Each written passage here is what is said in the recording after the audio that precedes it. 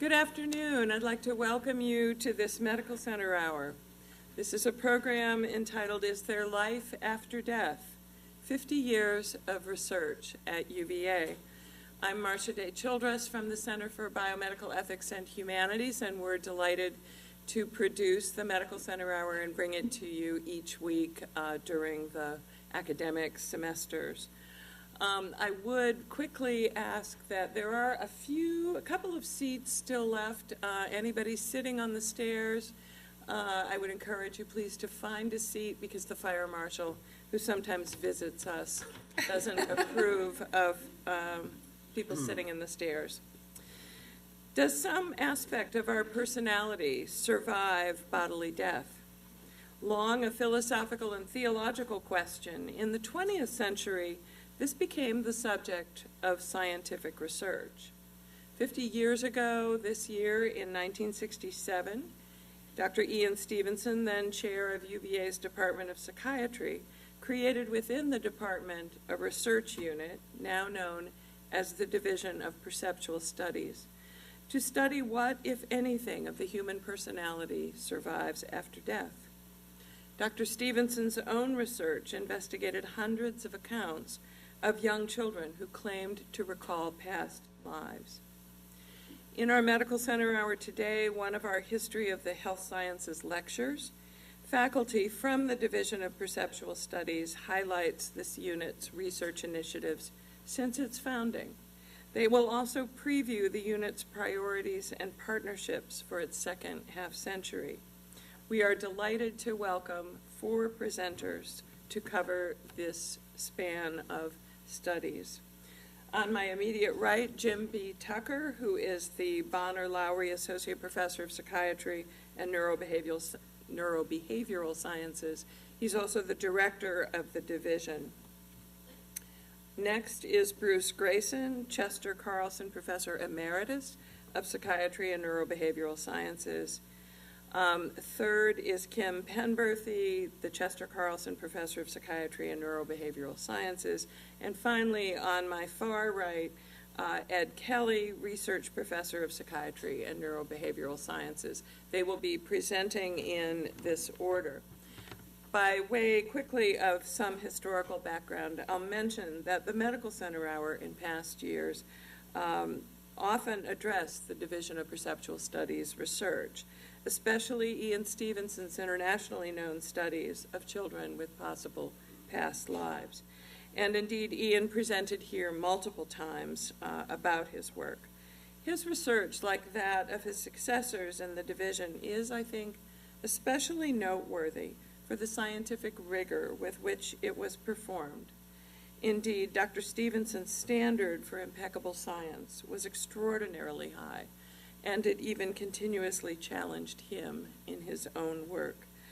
I'd like to say that today's program is co-presented with the Historical Collections of the Health Sciences Library and with the Department of Psychiatry and Neurobehavioral Sciences here at UVA. All of the speakers have completed disclosure forms, and none had conflicts of interest to disclose. So we'll start with Dr. Tucker. Welcome. Thank you.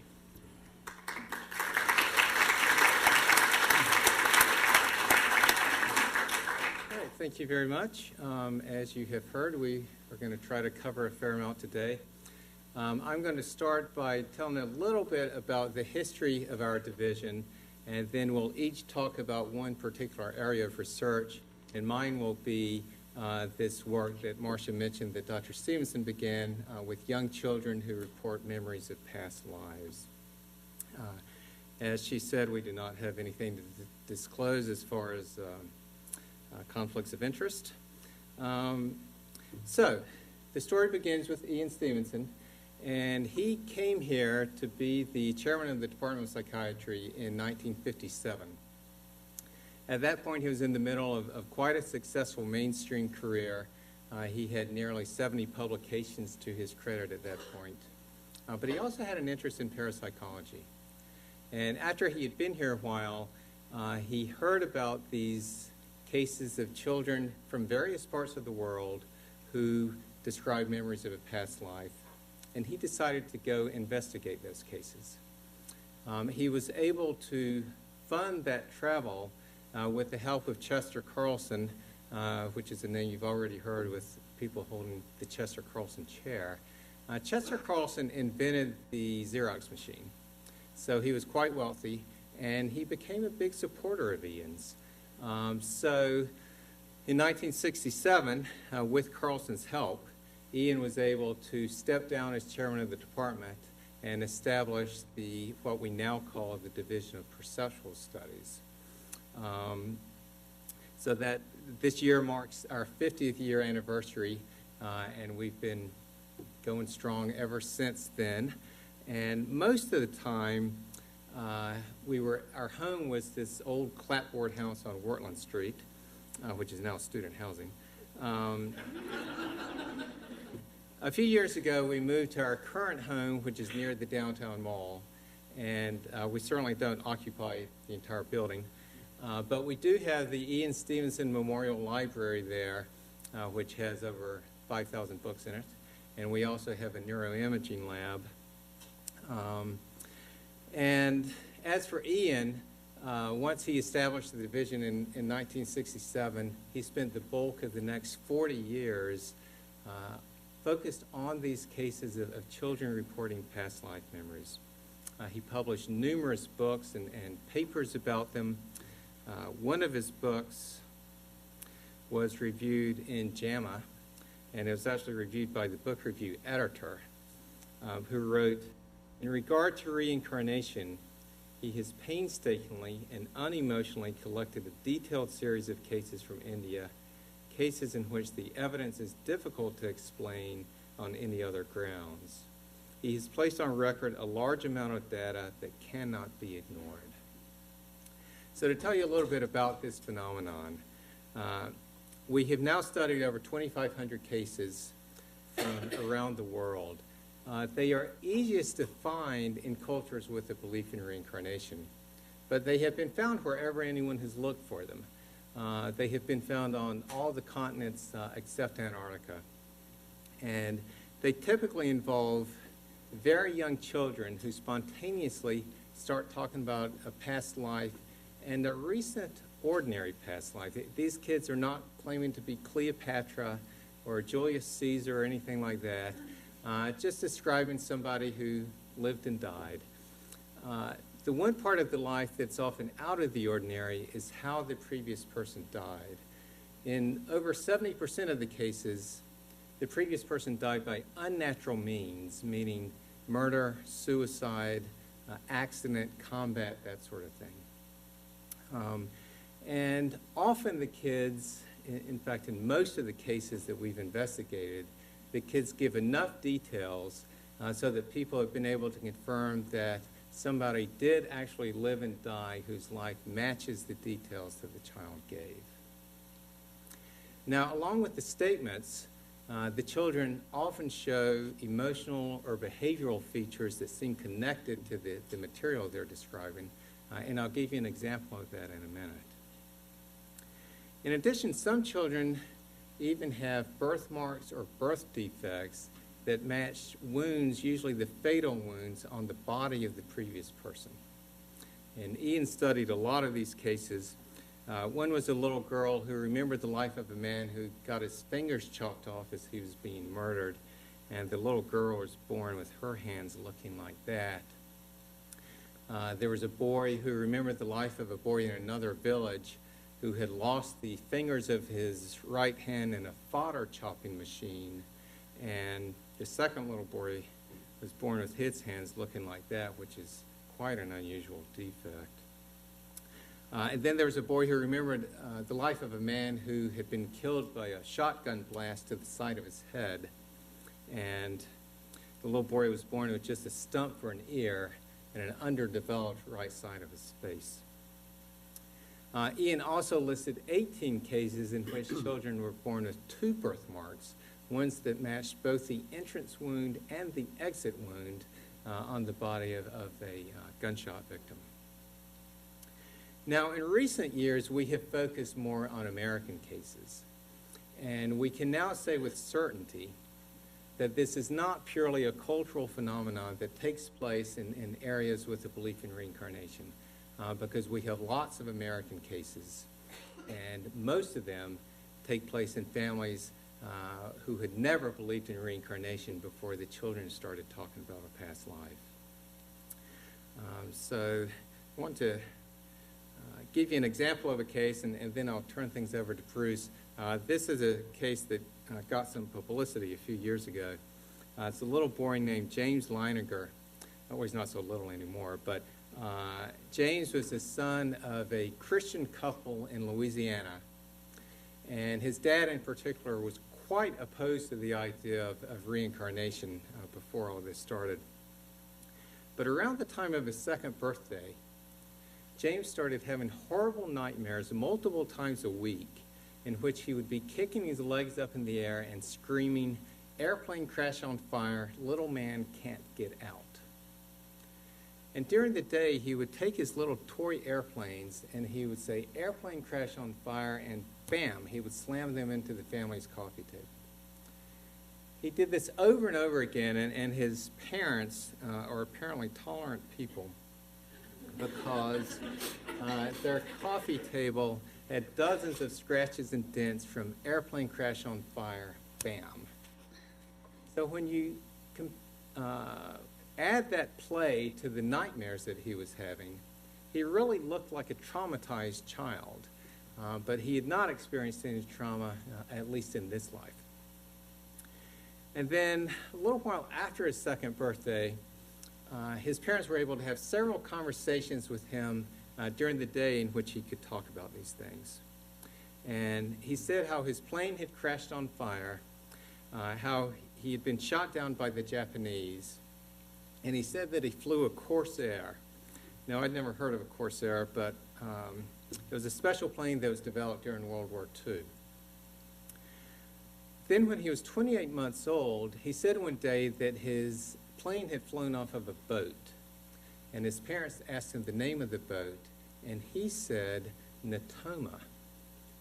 And it turns out that there was a USS Natoma Bay that was stationed in the Pacific during World War II. Then when he was 2.5, his father bought this book on Iwo Jima to give to his own father, James's grandfather, for Christmas. And he was looking through it one day when James came and got in his lap. And they were thumbing through it, and they got to this page, and James pointed at the picture and said, "That's where my plane was shot down." And his dad said, "What?" And he said, "My airplane got shot down there, Daddy." And that just floored his dad that his 2.5-year-old was talking like that. And then he learned that, in fact, the Natoma Bay did take part in the Iwo Jima operation. Then when James got old enough to draw, he drew dozens and dozens of pictures of planes and battle scenes, and he always signed them James 3 and said that he was the third James. Well, eventually with all this going on, his dad did begin to wonder if he was remembering a past life. So when James was 4.5, he went to a Natoma Bay reunion. And he learned that one and only one pilot from the ship had been killed during the Iwo Jima operation. This was a young man from Pennsylvania named James Houston. So what we can do is compare what James Leininger said to James Houston's life to see how well they match. Now, James's parents said that he also talked about family life before the war, but we don't have documentation of those statements that was made before Houston was identified. But what we do have here, this is a list of items where we do have definite documentation made before anyone knew anything about James Houston. So James signed his drawings James 3. Houston was James Jr., which would make James Leininger the third James. James said he flew off the Natoma. Houston was the pilot on the USS Natoma Bay. James said he flew a Corsair. Houston had flown a Corsair. He was actually flying a different plane when he was killed, but he was part of the squadron that tested the Corsair for the Navy. James said he was shot down by the Japanese, and Houston was shot down by the Japanese. James said he died at Iwo Jima. Houston was the one and only Natoma Bay pilot killed during the Iwo Jima operation. James said one day, quote, "My airplane got shot in the engine and crashed in the water, and that's how I died." Eyewitnesses reported that Houston's plane was, quote, "hit head-on right on the middle of the engine." James had nightmares of his plane crashing and sinking in the water, and Houston's plane crashed in the water and quickly sank. And James said one day that his friend Jack Larson was there, and Jack Larson was the pilot of the plane next to Houston's on the day that he was killed. James is now 18 years old. He graduated from high school last spring, and he has now joined the Navy. So with that, I will turn things over to Bruce Greyson.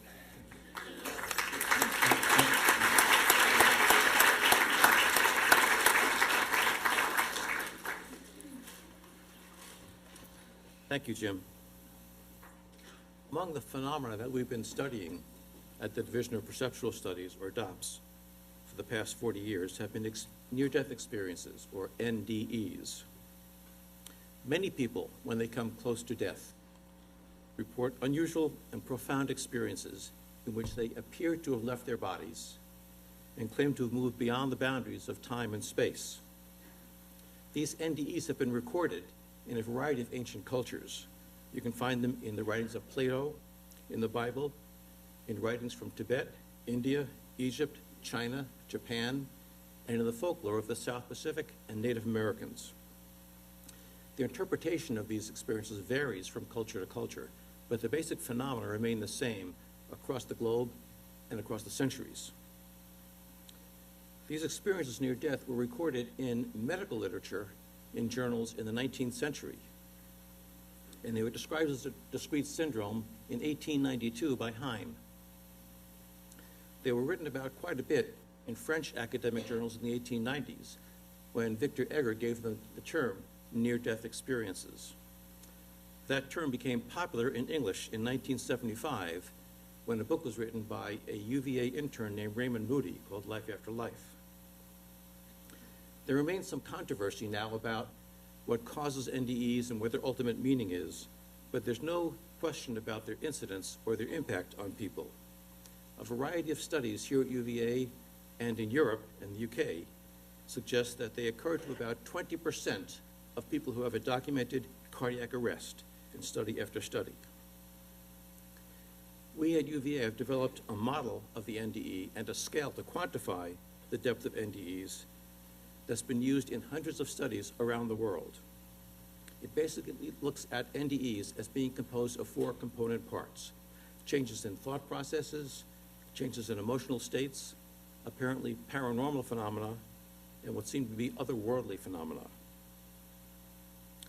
The changes in thought processes include a sense of time being distorted. People often talk about having a sense of timelessness, thinking being faster and clearer than usual, having a life review or panoramic memory where your entire life flashes before your eyes, and a sense of sudden understanding or revelation where everything becomes crystal clear.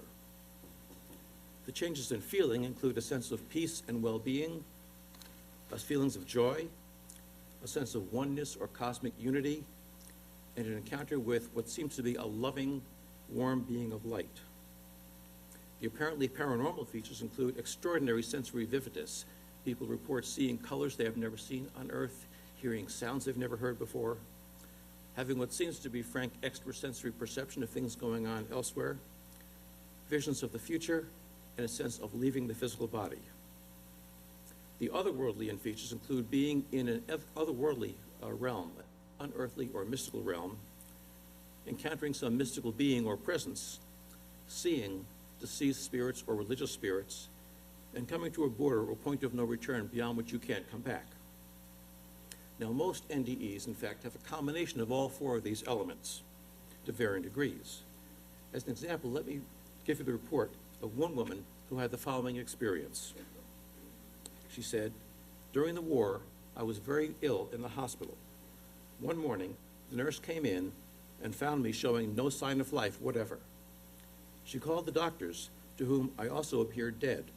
and I remained so, they told me afterwards, for at least 20 minutes. I became aware of a brilliant light and felt drawn toward it. It seemed that time was different or non-existent there, wherever there was. The light was beautiful to look at and projected feelings of unconditional love and peace.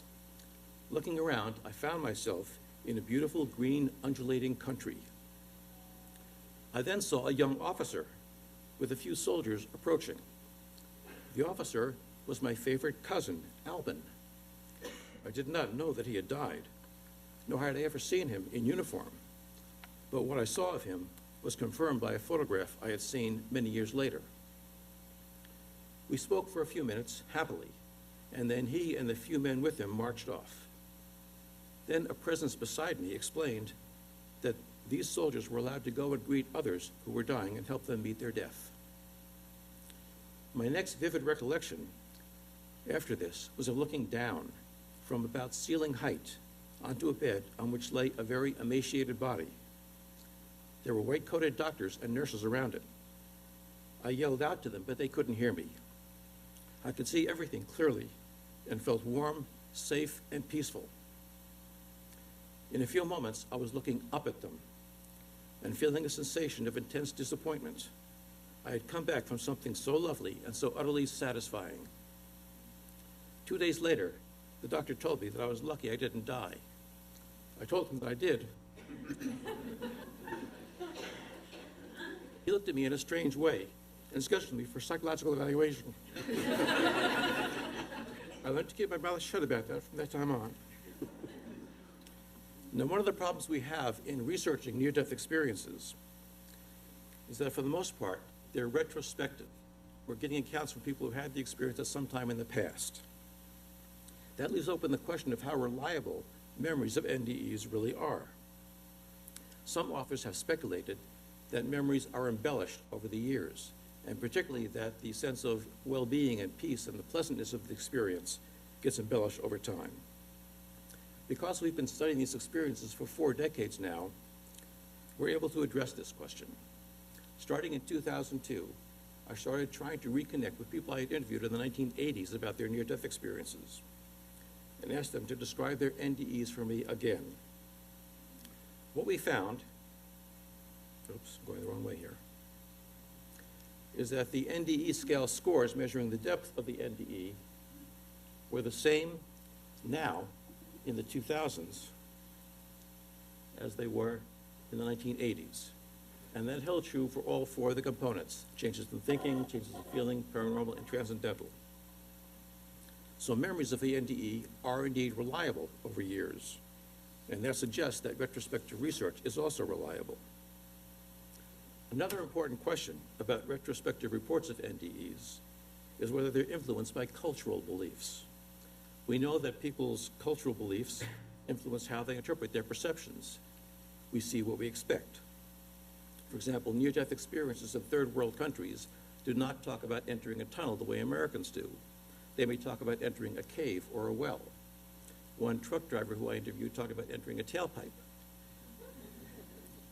So you tend to use whatever cultural metaphors are at your disposal to describe the phenomenon. So our NDE is just reporting what they expect to happen when they come close to death. The image of NDEs that most people have nowadays is the one described by Raymond Moody in 1975.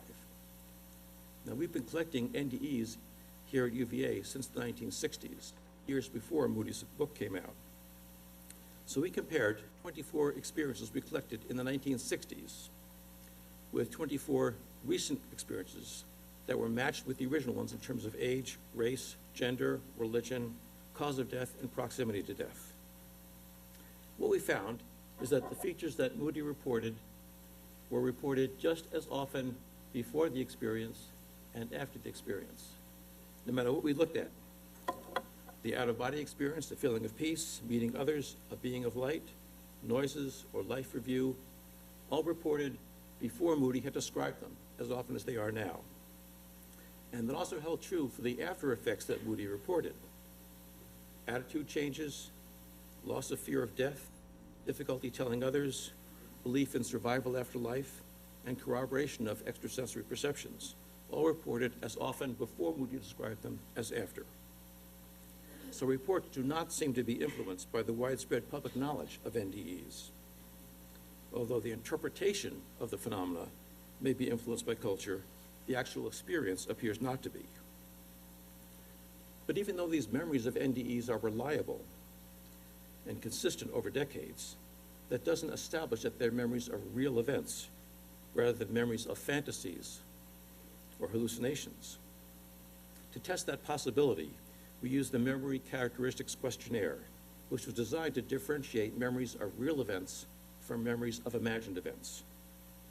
This Memory Characteristics Questionnaire taps into 5 aspects of memories that reliably differentiate memories of real from imagined events. It includes the clarity of the memories, including the visual detail, sensory aspects like sound, smell, taste in the memory, contextual features like the memory for location and spatial arrangements, thoughts and feelings during the recalled event, and the intensity of feelings both during the event and now remembering it.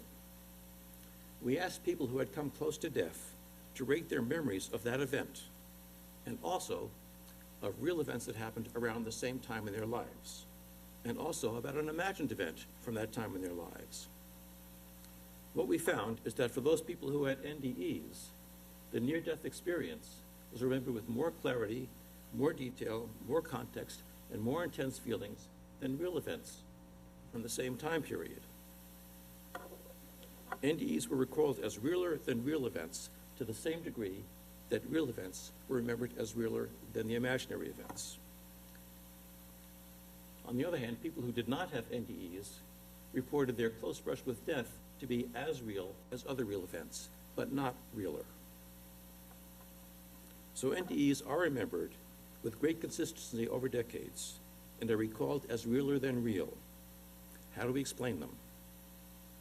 There are no variables that we found yet that can predict whether someone's going to have an NDE, either age, race, gender, religion, religiosity, or mental illness.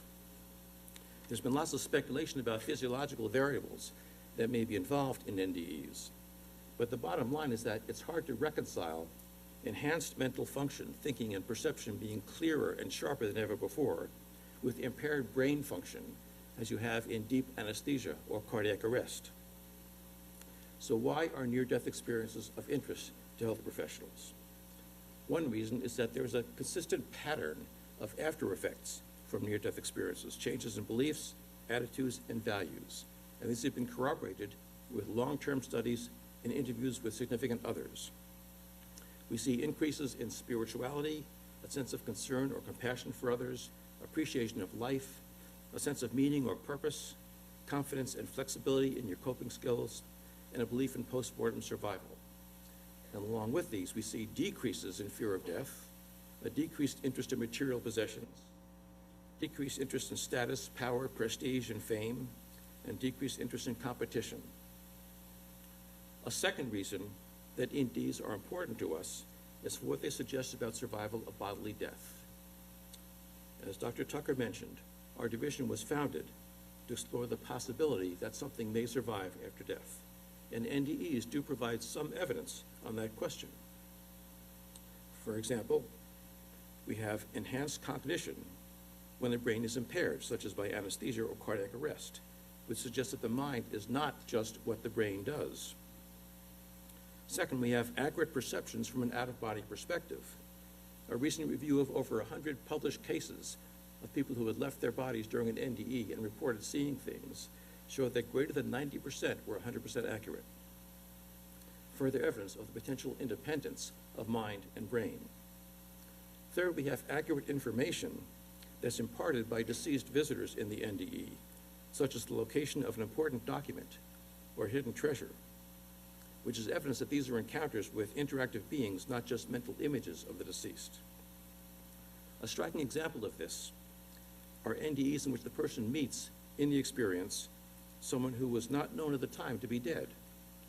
An example was the experiencer I mentioned before, who saw her cousin Albin, who she had not known had died. Of course, she did know that he was a soldier, so it's conceivable she could have imagined that he had died, but that's not always the case. We also have the NDE from a young girl, an only child, who almost died during heart surgery, and said that in her near-death experience during surgery, she met someone who identified himself as her brother. When she told her father about this, he was so moved that he confessed to her that he had had a son she didn't know about who had died before she was born. We have identified dozens of cases of this type, some going back to ancient Greece. The bottom line is that our culture tends to talk about death as if it's the end of all existence. But NDE suggests that it may be more like a change of state.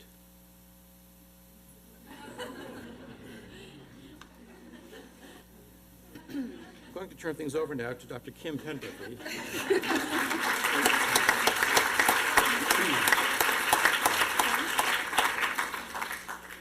I'm happy to follow the snowmen. I love that. Well, thank you. I am Kim Penberthy, and I am the newest member at DOPS, and I feel very honored to be part of this esteemed group and bring with me what I'm going to talk about now, which is some of the directions we're moving in. As you heard, there's been an extensive history of research in the area of near-death experiences and children who remember past lives. That's not all that we are doing, though, or have done. And so I'm going to describe to you a little bit, very briefly, some of the work I'm doing, and then my colleague, Dr. Kelly, will finish up. So the areas you've heard of are important because of the main question and mission that DOPS has, of this idea of survival, this idea of the relationship between what we call the mind and the brain, and are we more than just the bodies that we inhabit?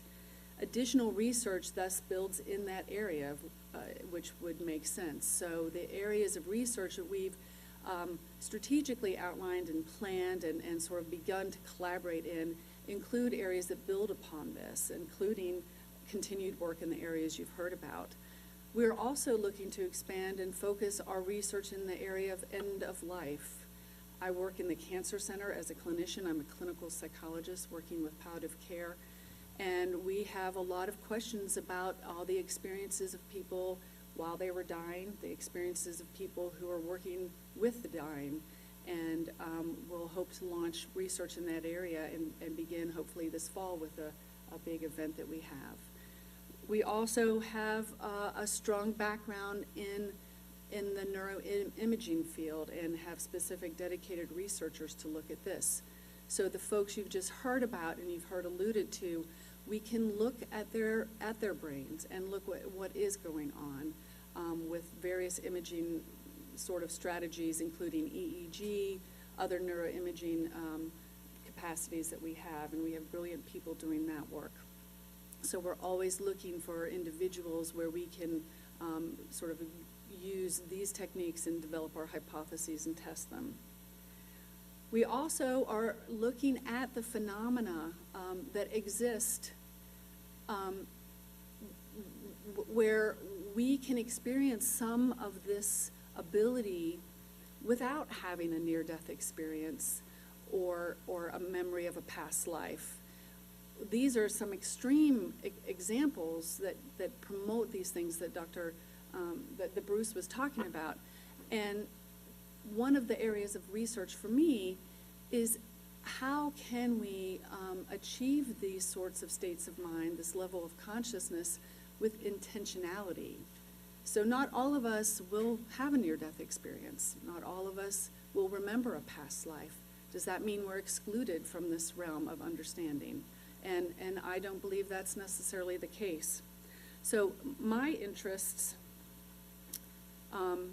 fold into what we've talked about, this idea of this optimistic idea that we can achieve this. So one area of research that I have is looking at intentional strategies to develop these and understand this relationship between consciousness and the physical world. So I have currently got funding to look at the development of these skills and how they may be associated to people who are practicing mindfulness, meditation, various forms of yoga, and I'm collaborating with my colleagues at the Institute of Noetic Sciences in California, where we have some preliminary data to demonstrate that there seems to be an association. And the reality is, I mean, this is what some of these practices were developed for, or to enhance these abilities. And we often, in our modern day research, don't ask about them. So we might teach someone how to meditate and measure their blood pressure and see that their blood pressure went down, which is pretty darn amazing in and of itself. We don't ask them, however, did you notice if you were more intuitive, or that you've had any kind of other extraordinary experiences? And it turns out if you begin to ask people, many of them will report that. So we're now currently looking at prospectively monitoring this in cohorts here and in California. And looking at, again, in the tradition of DOPS, us in a scientific way, what we can find in that area. I have research looking at developing a mindfulness-based intervention for people with lupus. There have been very few developments in this area for decades, and we were charged with this task of looking at, can doing a mindfulness exercise not only reduce the stress, improve fatigue, but can it actually change biological markers, markers of immunological functioning or inflammation, IL-6, these sorts of things.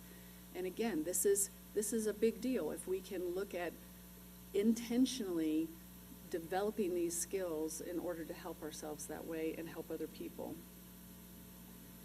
So through the research at DOPS, I would just like to emphasize what we do is we strive to challenge some of the entrenched mainstream views that may be held in medicine even, and evaluate empirical evidence regarding consciousness and its relationship to the physical world, including our body and the mind and the brain, and looking at whether they are indeed distinct and separate.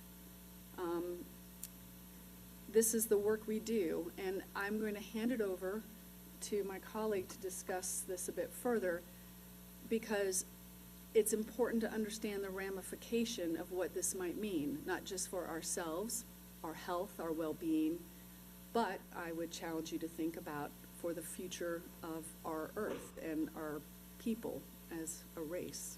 So thank you.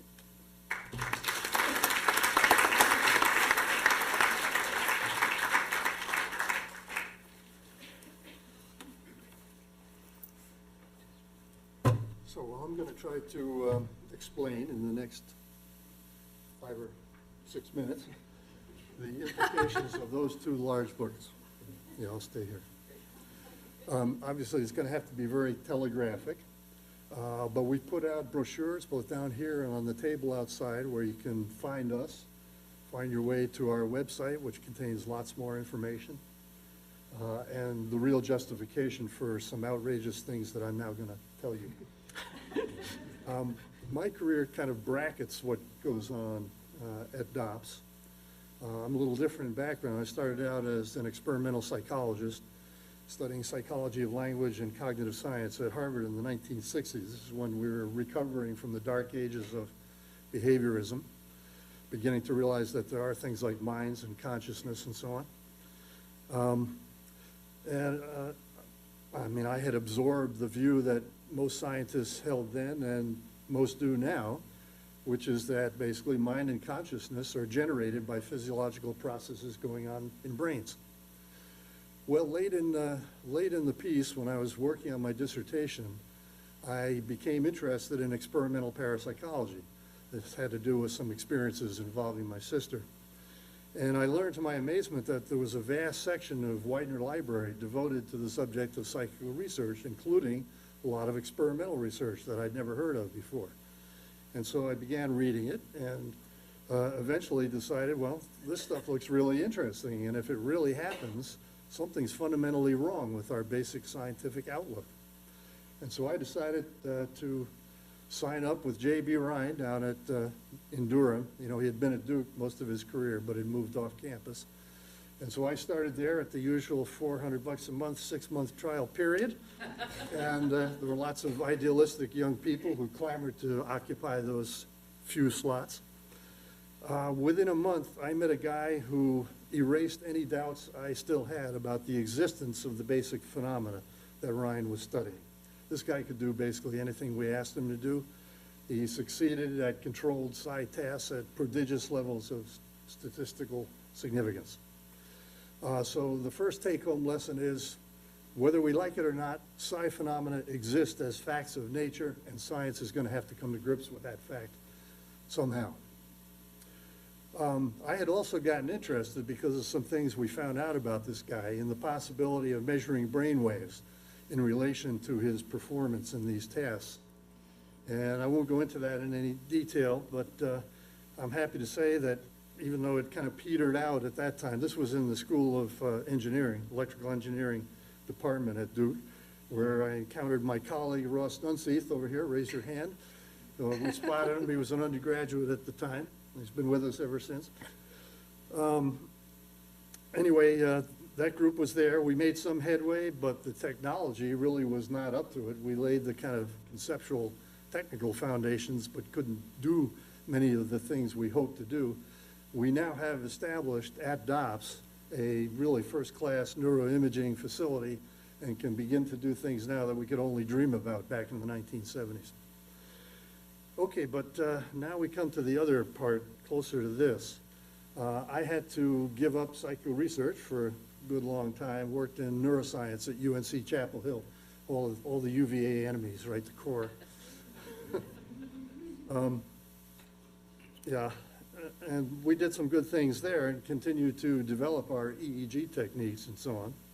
But I was anxious to find a way back into the field, and actually married one of Ian's longtime research collaborators, Emily Williams, in 1998, and retired early and moved here in 2002 so that we could work intensely on the first book, Irreducible Mind. Now, the way that came about was that Mike Murphy, who you may know as the co-founder of Esalen Institute out in Big Sur, California, which is now an island, apparently, by the way, due to the recent storms. He's an amazing man, much like Ian. In fact, we dedicated our book to Ian and Mike jointly, even though they never met in the flesh.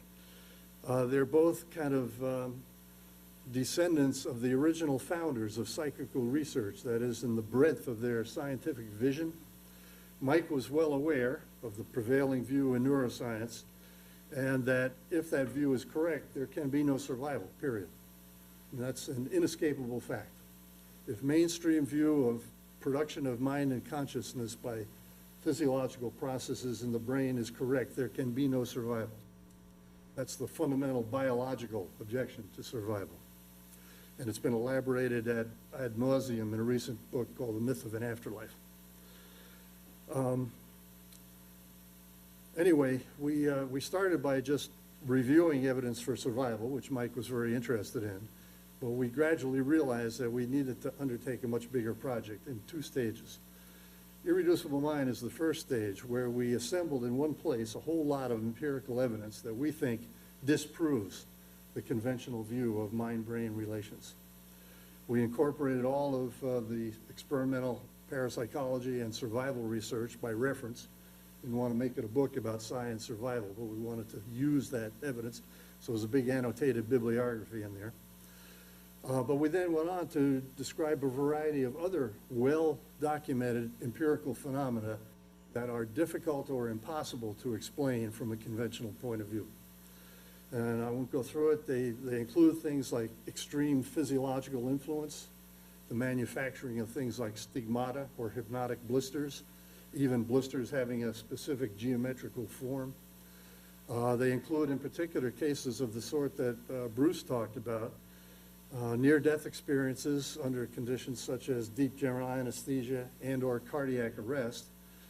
And those are crucial because these things are happening under conditions that 99% of contemporary neuroscientists believe are, the conditions which neuroscientists believe are necessary for conscious experience have been abolished. And that can be shown categorically. The way we know that they had the experiences during the time of unconsciousness is that they can sometimes report things correctly, things that happened during that period. And there are subtle arguments about all that, but that's the basic idea.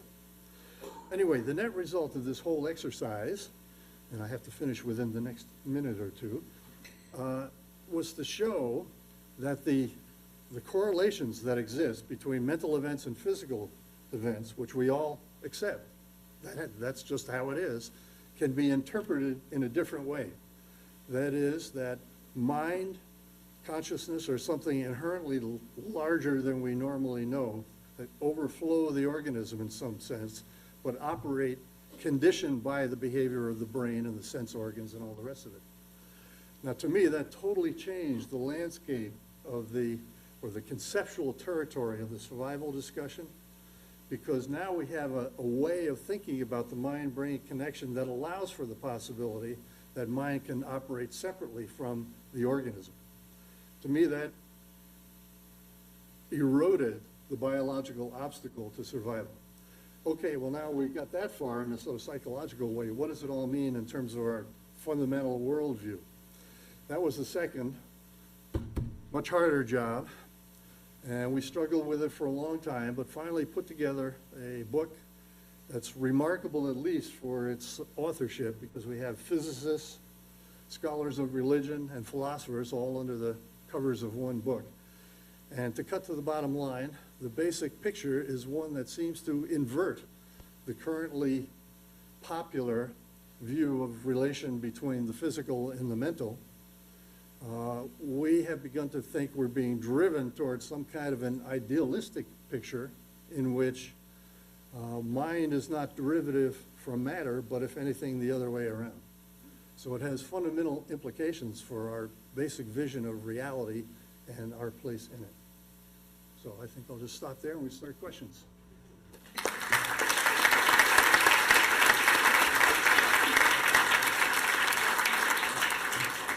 Thank you. Thank you for 4 wonderful presentations. I dare say this is a mind-expanding session.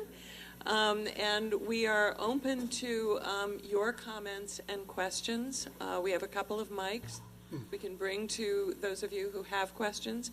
I would ask that you please identify yourself before you make your comment or ask your question. And you may direct your question to any or all of the presenters. Who would like to start? Bob. I'm Bob Reynolds, a retired professor of medicine here and used to be a vice president, and I find this material absolutely fascinating and mind-boggling. I'm reminded of a book made into a recent movie called Heaven is for Real. And it tells the story of a 3 or 4 year old boy who has a ruptured appendix and I presume had a near-death experience. And as he gets older, he tells the family about what he experienced. Would you categorize this as one of your near-death experiences and the story that came with it? Well, I would certainly characterize it as a near-death experience. There are a lot of questions about this particular case. He was a 4-year-old boy, as you said. And his parents were quite religious. In fact, his father was a pastor. And there's a lot of suggestion that his account was kind of filtered through the parents' belief system. That does not, of course, change the phenomena that he reported. He did, in fact, encounter some deceased relatives that he didn't know and so forth. So there are some phenomena that classify as a legitimate near-death experience, although the trappings may be colored by his family's belief system. Hi, I'm Nita Regal. I'm a retired nurse practitioner. First, I want to give a shout out to Dr. Tucker's books for anybody who hasn't read them. They're really extraordinary, and I think it underscores the rigor of your research. But I have a question for Dr. Greyson. When I was a nurse practicing in the coronary care unit, I had a few patients that I can recall that had, or that talked about what sounded like near-death experiences. But there was one patient in particular that it was so disturbing. I mean, I still remember his name and the vision because it was really unsettling to him. It was not a pleasant experience. It was he actually saw on a rainy day, it was during a cardiac arrest, he talked about being up in the room, being able to see things going on that were confirmed. But then he talked about this experience where he actually saw his funeral. It was a horse-drawn carriage. It was very, very unsettling to him. So it was not that peaceful, sort of calming effect. Have you come across any experiences like that? I don't know if it was a near-death experience or not, but it was just very different from anything I'd ever heard. Yeah. There certainly are a number of experiences that seem to qualify as near-death, but they are not pleasant. We don't know how many there are because it's hard to get people to talk about these things. Most people who have studied the phenomena say that between 1 and 10% of people who have a near-death experience will have an unpleasant one, although again, it's hard to say because they don't talk about them. Nancy Evans Bush, who herself had a terrifying experience, wrote a book about it called Dancing Past the Dark, in which she describes not only a range of unpleasant near-death experiences, but how to deal with them and how to make them into creative, positive experiences. Most mythological heroes' journeys include travels through terrifying travails to get to the final enlightenment or goal. And she kind of interprets it in terms of that some people need to go through these horrible things to get to the end point. Because we don't have many of these experiences to look at, we don't know what goes into making a near-death experience pleasant or unpleasant. With some people, we know that what makes them unpleasant is the difficulty in letting go. And people who are very rigid personalities find themselves out of their bodies and are terrified by that experience. So instead of embracing the experience, they fight against it, and that itself makes it terrifying. But that's not the whole answer. Hi.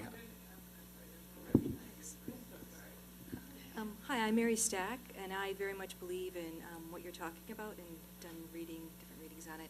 And I remember, so Oliver Sacks, his book Hallucinations, he's poo-pooing this. What is your response to what he says? Oliver Sacks presents the standard materialistic position that the brain creates the mind, and he pretty much discounts all the phenomena that we look at and credit. And I don't know what his rationale is for discounting this, except that they don't agree with his worldview. Interestingly, he started one of his books, Musicophilia, with the near-death experience of Tony Sikoria, who was the orthopedic surgeon in Rochester who had a near-death experience when he was struck by lightning, and then had a total personality change. He started composing classical music, which he had never been involved with music before. Totally changed his life, and yet Sacks interpreted this as just an artifact of the brain his brain being fried by the electricity. So I know that he knows of our work, and he has read it, and just thinks that's not worth paying attention to. I'm Greg Patterson. I'm the Gamma Knife Nurse Coordinator here at UVA. Is your institute using anything to study like isochronic or binaural acoustic waveforms to alter mental status, such as in a lot of the popular literature, they're using theta waves, delta waves to elicit out-of-body experiences, healing, changing brain chemistry, things of that nature? We're certainly interested in that subject. I mean, one of the implications of the kind of psychological model that I sketched is that we potentially have access to all kinds of capabilities that normally we can't access. Sometimes people blunder into it, through having a near-death encounter of some sort. Some through meditating for decades. And maybe there are all kinds of other ways of accessing these things that we haven't found out about yet. Some kind of stimulation, whether electrical or magnetic stimulation of the brain directly, or sound of one sort or another. I don't think anybody has discovered anything like that yet that is really all that effective, but the possibilities are definitely there. I'm Anna Tate. I'm one of the abdominal transplant nurse practitioners here, and I had just a quick question. When you're talking about these near-death experiences that involve cardiac arrests or these anesthesia, sedative states, does that include studying patients that have been in like prolonged comas or ICU sedative states but have normal brain activity? We have not studied people in prolonged coma simply because we want people who have an acute event that we can look at before, during, and after. Some people are. Stephen Laurie at the University of Liège in Belgium, who has done a lot of the important work with people who seem to be in a persistent vegetative state. And if you talk to them, they can show physiological responses. He is now very interested in near-death experiences, and some of his grad students are working with me in collaborative research.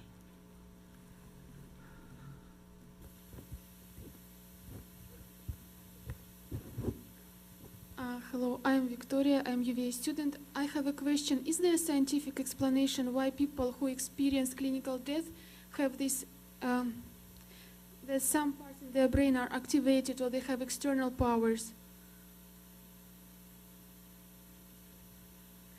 For example, in Russia, there are a lot of psychic who see future, but majority of them, they had either trauma or they had coma, and do scientists explain what happens in the brain that after experiencing death, they have these powers? Yeah. I don't think we have the answer to that yet. We certainly have a lot of anecdotal evidence that people claim all sorts of abilities after the NDE that they didn't have before. It's difficult to study these with neuroimaging, for example, because a lot of them can't do these things on demand. There have been a few people we studied in the lab that Ed has who claim to be able to do these things on demand, but to do most neuroimaging techniques, you have to be physically still while you're being imaged. And a lot of these people have trouble doing that. But we are still looking for people who can manifest these abilities at will, that can do it in a way that we can do neuroimaging with. Hi, my name is Libby Rexroyd. I'm a nurse coordinator in the surgery department. I'm just curious, how do you find your subjects? Do they come to you, or are you made aware of these incidences, or just, how you come about finding them? Well, these days they find us. They go online, if a child is talking about a past life, or if somebody has a near-death experience or extraordinary abilities, then they find Ed's lab. And so it would be very hard to go out and find people, but fortunately it's very easy these days for them to find us. If I could add to that, though, it's the hardest part of our job is finding suitable people to work with in our lab. So if anybody knows of anybody who has these kinds of unusual skills, send them our way, please. Over here, Dan Grogan. Unless I missed something, the only percentile correlation you looked at was, or mentioned, was cardiac events and trauma, suicide, war. Does that aspect, or I assume you were looking at the highest correlations, but connecting cause of death with NDE percentages, does that area lead you in any other direction, or is there what's the current theory about why those areas correlate? And then I'd also be interested in your view of the young man of James 3 and his personality, or in the Western context, rebirth or reincarnated folks, what they bring to society after that in the arc of their life. I'll take the NDE part first. We have studied, we have files of more than 1,000 near-death experiences. About a quarter of those are from a cardiac arrest. Most of them are from other causes of death. The problem with a lot of these cases is that it's hard to know how close they were to death because they happened in a car accident or in places with them not being monitored. We like to study cardiac arrest because we know exactly what's going on with them, so we can get nice figures about that. If you're looking at people who are in a car accident, we don't know what the baseline is, so we don't know how many of them have had NDEs. So it's neater to do research with cardiac arrest, but we do study other people as well. And in fact, we have not found that the way you come close to death has any impact on the type of near-death experience that you're going to have. There are some exceptions, like people who are intoxicated at the time or under the effect of drugs tend not to have as many NDEs or to have shallower, quote, NDEs than people who are mentally clear at the time. So as far as the question of what children who remember past lives, sort of what they then take with them into their life, most of the children, by the time they get to be 6 or 7, stop talking about this stuff and then just go on with their lives, as far as we can tell. Now, some of them as adults say that it did give them more sort of a spiritual outlook. But, I mean, for the most part, they seem to be pretty much like the rest of us. They're certainly not little mystics or anything like that. They're just kind of typical kids. We've done psychological testing with some of them. The only thing that really showed up is they tend to be quite intelligent, but otherwise they're pretty much just like everybody else. So we've come to the end of our hour, but obviously not to the end of your questions.